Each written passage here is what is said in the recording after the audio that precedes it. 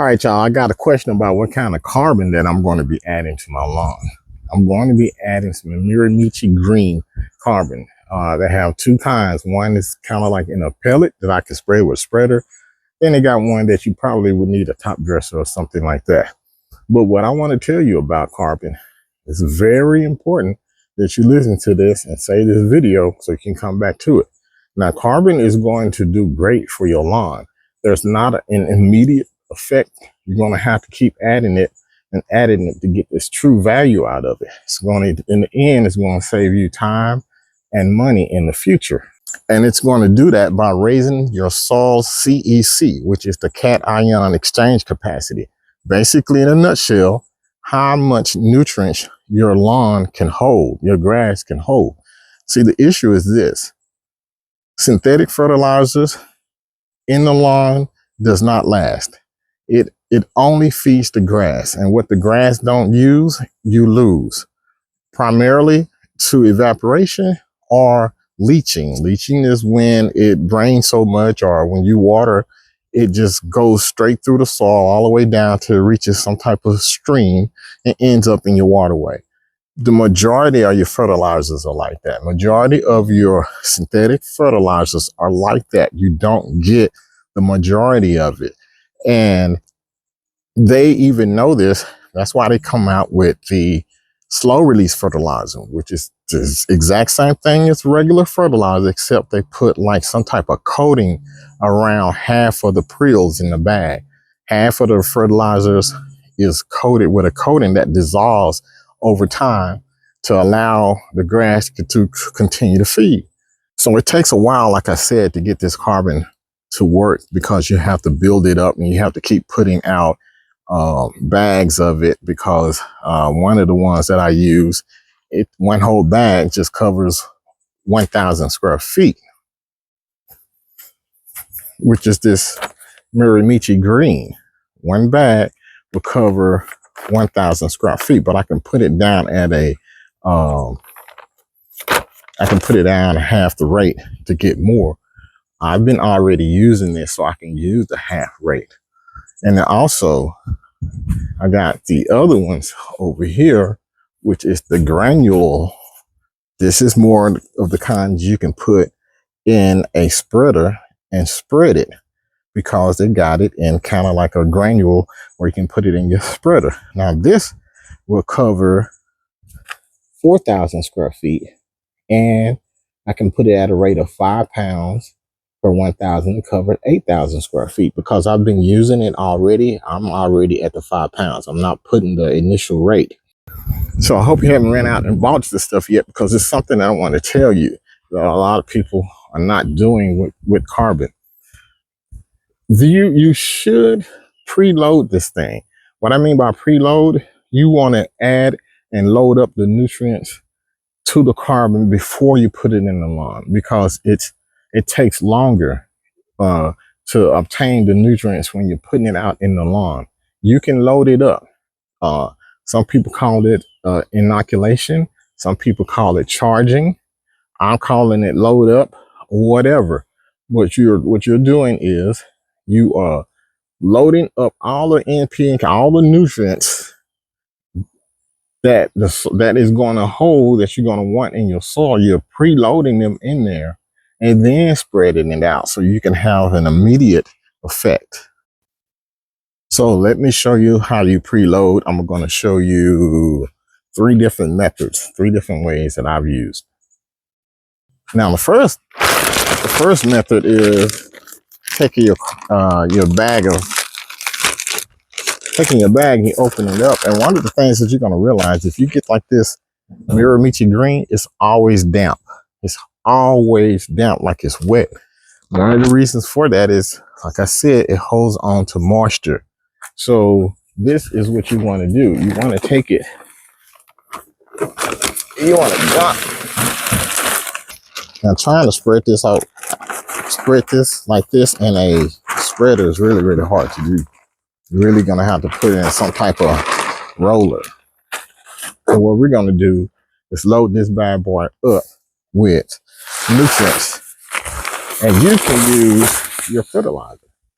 In this case, I'm going to be using this. I'm also going to be using some chicken manure. You can use whichever fertilizer you choose, including synthetics. You put synthetics in here with it.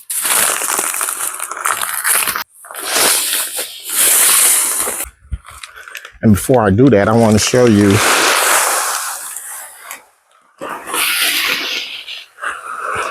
I'm going to add some organics chicken manure.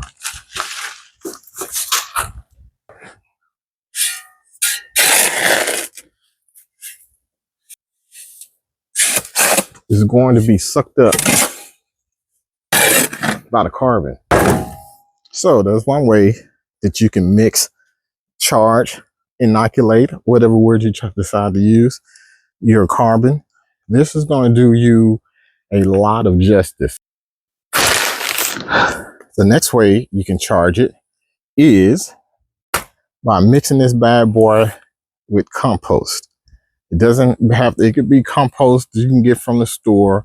It can be composted manure, composted chicken manure, but just compost. Again, you want to load this bad boy up with all the nutrients that you can. Compost tea. Yes, I get excited when I talk about compost, man, because it's the most, man, it's almost a cure for everything that you got going on in your lawn. But the compost tea will mix with your granule carbon, and it would have an immediate effect on it. So I'm going to show you how to make some compost tea. Now, if you had a bucket of rainwater, that'd be great. But if you don't, you want to start off with a 5-gallon bucket of water. I want you to take said bucket and put it in the sun. I want you to let it sit in the sun for about 2 to 3 days. Next thing I want you to do is go get yourself a paint strainer or any type of strainer, something that you can do. It could be a t-shirt, but I'll use a paint strainer. Get your paint strainer and maybe a rock or a brick. Stay with me. You got your paint strainer, the rock, the brick, and the water that's been sitting out in the sun for a few days. The water should be full. The chlorine should be dried up by now. The chlorine should be gone because you don't want any chlorine in this while you're trying to grow microbes. So now what we're going to do is get some compost. Now I'm going to use the compost that I had here. You only need about 4 cups of it, about 4 cups of compost. Now it doesn't have to be, I got compost from a local sand lot, but you can just pick up something like this from Home Depot. You're only going to use a few cups. It can be this, it could be black cow or any compost. This is what you want to get, 4 cups of compost. Now, after you got all of that together, I want you to go pick up some yeast. Yes, yeast. Stay with me. Y'all remember my pimp juice, right? I'm going to put all the ingredients, just a few ounces of each. I'm going to use my fish fertilizer. I'm going to use some kelp. I'm going to use some molasses. And I'm going to use some humic acid. I'm going to mix a few ounces of all of these inside the bucket of water. And we're going to use this instant dry yeast. Only a few ounces. You don't have to go crazy with it. Just go and get you three ounces of it. Just put a number on it. 3-4 ounces of this yeast. You want to put this off inside the water.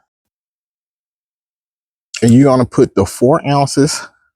You're going to put the 4 ounces of compost off in your strainer. And you're going to put the rock off inside the strainer and put this inside the bucket of water because you want it to be submerged. Now that you got all the products together and you got it mixed off into the bucket, you want to take this bucket and put it like in the garage in the corner. You want to let it sit there for about 5 days or so. This is what you're doing is you're growing the microbes that was in the compost. You're feeding it with the molasses, and you're feeding it with the yeast. You're giving it plenty of food, and you're putting the compost off in there, and you're growing. And then the humic and the kelp and all that other stuff is going to help recycle. You know, it's dying, born and being dying. You're going to keep it recycled and keep it going. And This is going to give you the amount of compost that you can put in this truck. You will have enough to put inside of that Ryobi tank spreader. And this is going to be a serious concoction. It's going to be very serious. As a matter of fact, you're going to have to dilute it 10-to-1. That's like 10-to-1. You're going to have to dilute it, because if you don't, guess what it would do? It would burn your lawn just like any other fertilizer will. It would burn it. So you want to dilute it 10-to-1. To make things simple, if you use a 4-gallon backpack, that's about 512 ounces. So you're going to put 50 ounces of it in your backpack and spray it out. That's a 10-to-1 dilution. That's what you're going to do. Remember that. Remember I told you that. I don't want you coming back telling me I destroyed your lawn. You're going to have to dilute this. For the people who got the big boys like that, this is like 25 gallon. I can put 2.5 gallons off into this to have my 10-to-1 ratio, and I get to spread this over 25,000 square feet. Now, hold on. You know I'm above and beyond guy. Now, to keep as many microbes thriving and living, I'll put an aerator in there. Plain old $7 fish tank aerator. Put it off in there and turn it on for the 3 to 5 days that I'm have it back in here growing microbes. That's going to keep everything up and popping. So you want to get that, put it in there, and then use it immediately after you take it out. And any that you don't use, you're going to have to dispose of it, because it's that strong and that powerful. So this is a compost tea. It's way better taking all that compost and spreading it over so many thousands of square feet off in one of those. I mean, that's what I did here. I spreaded this entire lawn with compost. And this is no fertilizer, y'all. I hate that, whatever vermin that is, I hate that. But this is no fertilizer. I do have some darker spots than others, but I'm happy with it. I'm happy I haven't bought any fertilizer for a few years. But anyway, this is what I'm doing to put the carbon out in my lawn. I'm going to load it up. So once you get the compost tea ready, now you don't have to dilute it when you put your carbon. You can put it in the real barrel. Say, for instance, when I'm done charging this at, I can put my granular carbon off in here and mix it with some compost tea.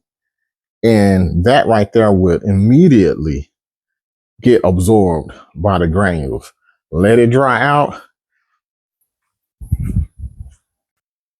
And after it dries out, you are ready to go. Now, you've done years of charging within a few days if you do it that way. So I would suggest everybody put their carbon out like that. Just throwing it out there, it just takes too long to get the benefits. So if you're like me, you're instant gratification. Charge your carbon before you put it in. Now, look, I am not this great big organic save the world type person. I do this because it's cheaper. I do this because there's another way. I don't like being told certain things when common sense tells me otherwise. Like all that green stuff out there with no store-bought products. None of that has store-bought products. Why can't I do this with this? So that's what I've been doing. Now, outside of my vermin that I got going on, my grass look just as good to me as any other synthetic fertilizer fed lawn. It is what it is. I do have to get out here, put out some bifin and put out some what am I going to put? Oh yeah, I'm going to do my compost and do my pimp juice. So I'm about the time to do this. And oh yeah, and then I got to put out another round plant growth regulator. And before we get out of here, this is what I'm going to use as a starter fertilizer. This right here has very low amount of synthetic fertilizers in it. It's only a 795, But this is basically chicken manure. And then it has a lot of other stuff in here. Like it even has some of the stuff has the yeast in there, and it has the syrup and molasses. Some of the same stuff I just told you to put off inside of the compost tea is off in here. So hopefully it lets you know I ain't playing no games with this. This is all proven. This is all research backed. This is the real deal, y'all. I know it's crazy that you don't have to put out some fertilizer bought from the store. I know you're so used to it, but you don't have to. It's a super hot day right now, as you can tell from all the sweat. And back here, it looks like there might be some rain. That's good. I got my compost here. I'm going to let it get wet because I'm going to let this thing sit here for a couple weeks. When I get ready to do my overseed, I'm going to throw this out probably a week before. I'm going to throw the, as soon as that's ready, I'm going to throw that out, and I'm going to concentrate on the problem areas, which is basically the sunny areas first.